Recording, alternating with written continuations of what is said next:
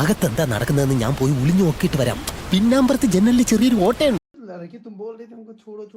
എനിക്ക് ജപം തുടങ്ങാൻ സമയമായി. இல்லக்கா இந்த மாலை பாக்குறதுக்கு ரொம்ப அழகா இருக்கு. நான் கொஞ்சம் தொட்டு பார்க்கட்டுமாக்கா?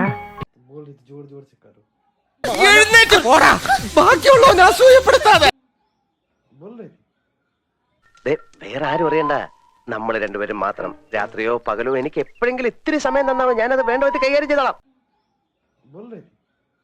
നിന്റെ കൂടെ ആരെങ്കിലും വന്നിട്ടുണ്ടോ? ഞാൻ വരുന്നോ? ആരെങ്കിലും ചോദിച്ചാലേ ചേച്ചിയുടെ ഭർത്താവാണെന്ന് പറഞ്ഞാ മതി. തൽപരകക്ഷിയല്ല.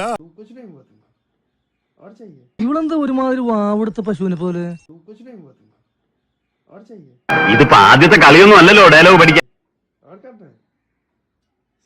ഞാൻ ഏതാവത് പണ്ണണമാ?